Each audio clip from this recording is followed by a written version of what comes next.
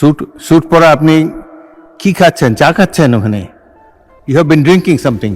জাতীয় সংসদের মূল অধিবেশন কক্ষে শৃঙ্খলা ও মর্যাদা রক্ষায় খাবার খাওয়া বা পানীয় পানের কোনো অনুমতি নেই। তবে মঙ্গলবার অধিবেশন চলাকালে এক সংসদ সদস্যের কর্মকাণ্ডে সংসদ কক্ষে কিছুটা বিব্রতকর পরিস্থিতির সৃষ্টি হয়। বিষয়টিকে গুরুত্বের সাথে নিয়ে স্পিকার হাফিজউদ্দিন আহমদ তাৎক্ষণিক সতর্কবার্তা দিয়েছেন।